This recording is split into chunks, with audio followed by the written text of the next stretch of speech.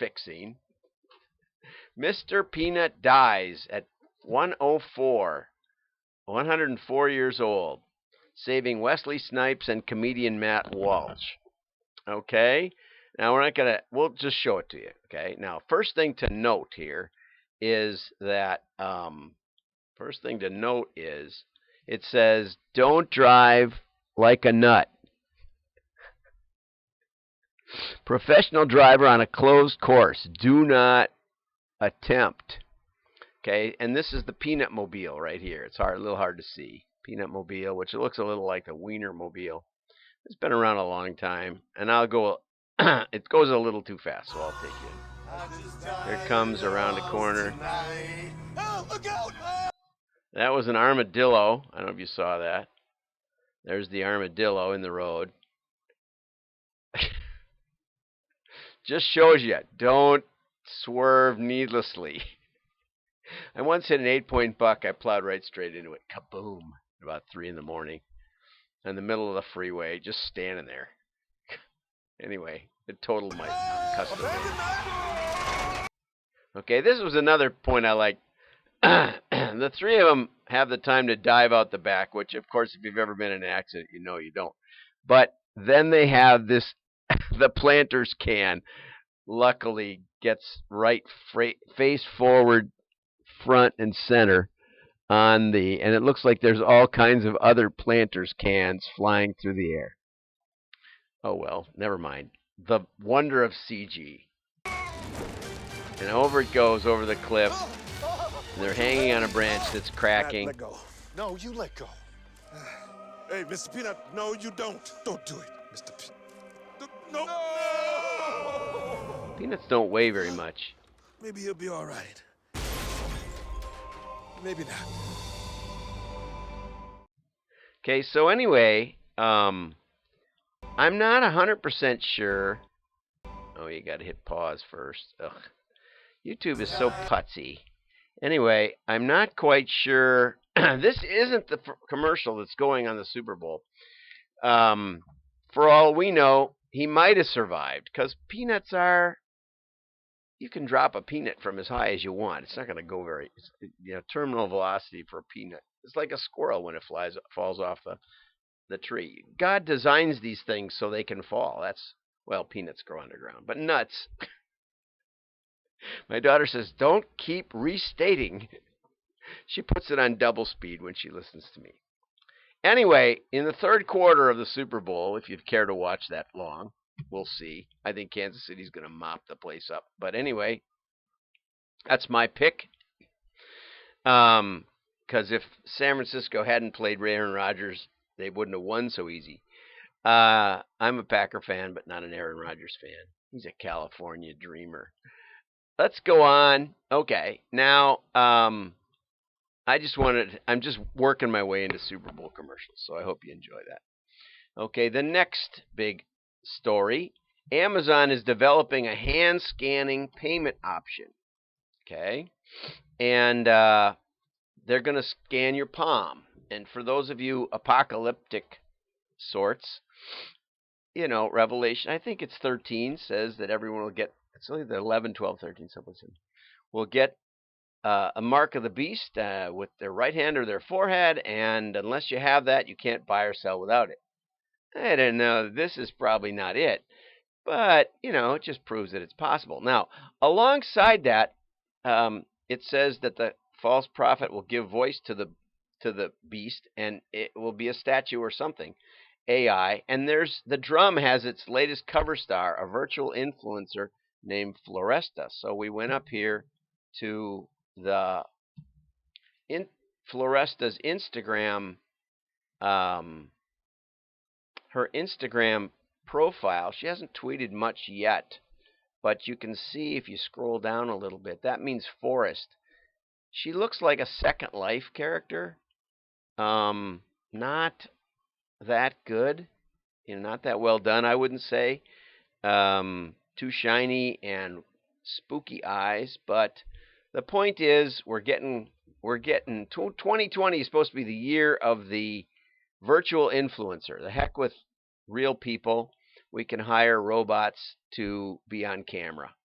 and we can make them say whatever we like, and they can look like past presidents or anybody else you want. So, the world's getting creepier, and 2020 is supposed to be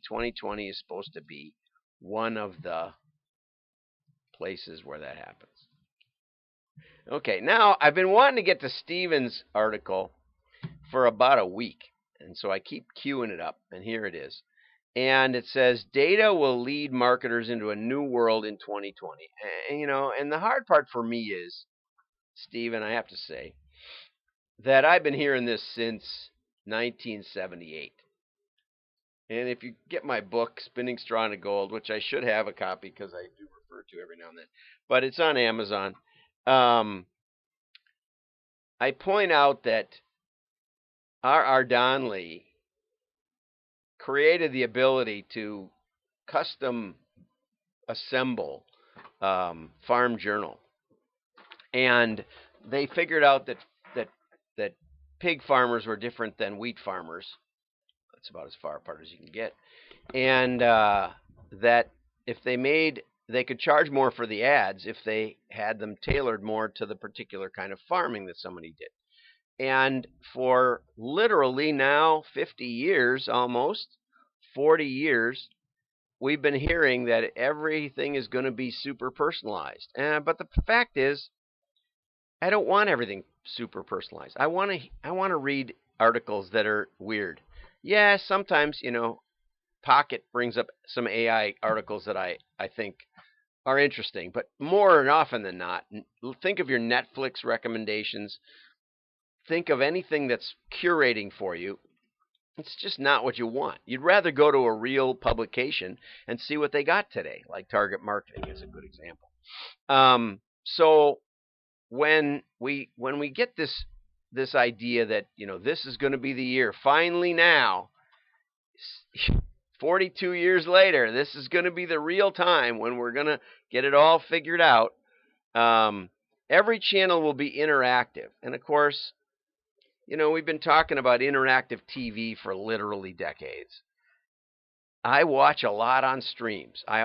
Even when it's available on TV, I prefer to watch it on my monitor because it's nice and close up. I can get the right glasses. I can get my headphones. I can sit. My wife can watch mystery movies, and I can watch, with one ear open, of course, I can watch my sports. So even when it's on TV, I don't want to watch it on TV. But is that interactive? Not really. I can't think of how, other than you can sketch my IP address. Even billboards on the streets in the future will be customized based on who's seeing it. And I know McDonald's did some of that, but it was more to change from breakfast to lunch to dinner. And a billboard, this is the problem in Minority Report. People walk by and there's too many people. How do you customize it you can't customize it for everybody. You'd be better off customizing their phone experience, which is more private. A billboard, by definition, is multi-viewer, I would say. And so personalization is limited. There's trade-offs. It's difficult. Now, this one I think is a really good point, and so we'll highlight this one. Marketers will realize they're not in charge. I think that's brilliant. And what we did over at Lovesac, if you've seen my case study, is I said to him, yeah, you can put anything you want on your page, but what you really want to do is find out what the market responds to. And so we started doing offer tests, and we did them with postcards because postcards have high engagement, and we did them to the past customers who already knew something about Lovesac. But what would get past customers into the stores? And the whole idea of accurate split testing is to let the market tell you what's going on. Now, everybody can measure. You can measure darn near anything, but are you measuring the right things? And one of the great things about mail is the engagement is high enough that one encounter, or two or three, but not dozens and dozens like with email or with digital, that one encounter can actually drive an outcome which is measurable, and you can isolate the causal variables. Every interaction will be data-based. And of course, this is like a non-word to me. When Bob Stone recommended to his publisher that they publish my book, they said, we're not publishing any more books with data in the title. And that was that. Well, plus I criticized the idea that you can really learn modeling and direct marketing in textbooks. And they said, we sell textbooks. It's not that you're wrong, it's just that we don't like your point. And they had a point. I'm okay with that. But we're getting better at processing large amounts of data faster. But if you don't set it up right, you don't have, GM hired me, and they had 30 million credit card holders or something for a while. And I said, what do you really want to know? And they said, we'd like to know who would have bought a car without the $5,000 rebate for using the credit card. And I said, what answer would you like? And they said, we thought you were a data guy. And I said, well, yeah, but you didn't probably set it up right. You didn't have holdout segments. You didn't have, you didn't do test markets. You didn't establish any baseline whatsoever. And now it's a little late because you've made that offer to everybody. So that you can't just take it back and say, well, we're not going to give it to you to see what happens. It doesn't work. Not only, as I was talking about yesterday, there's a context. There's a historical context that matters. There's a process as we flow through time. And it doesn't work to go back later.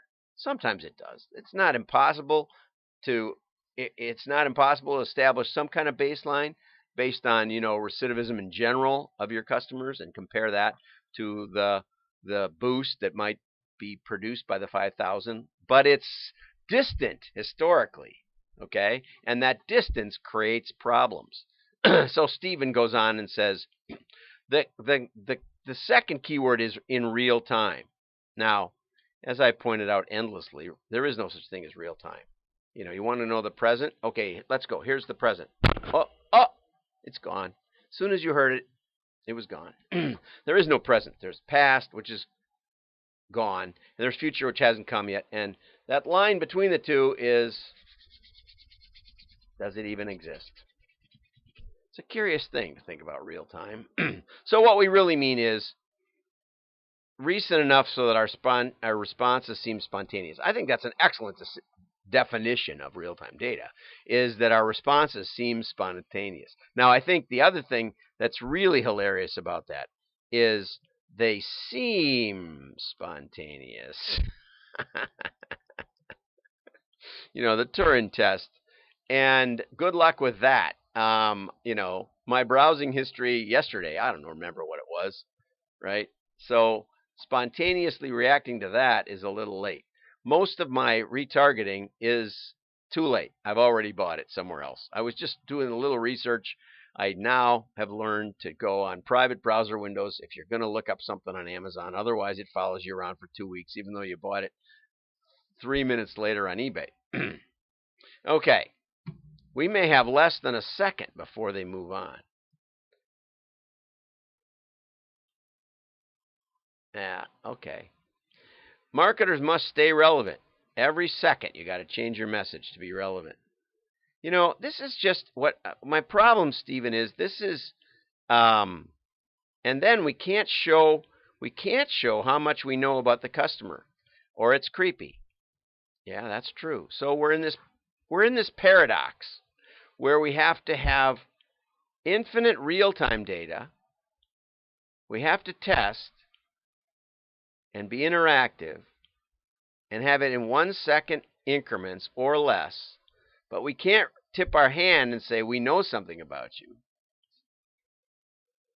Okay, well, what I want to say, because you may end up automating the wrong practices, is, we announced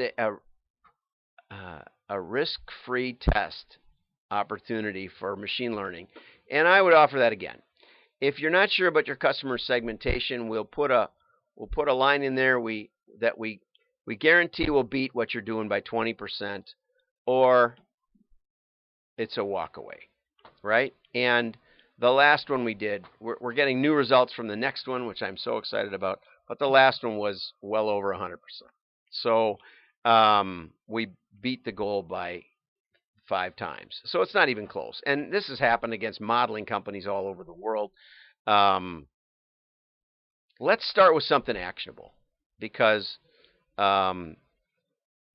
it's all about how you target your customers. And the truth is, any idiot can find the good customers, the best customers, and also any technique will find the dead customers. The leverage of modeling is always in the middle. It's in the almost dead.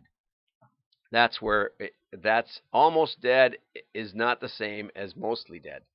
And from Princess Bride. So get somebody that knows how to get it done with targeting your customers. It's all about targeting your customers and setting up testing properly. And for that, you might do best with an old guy who's got 25 years of experience. I'm John Miglautsch. Sorry to make that a commercial.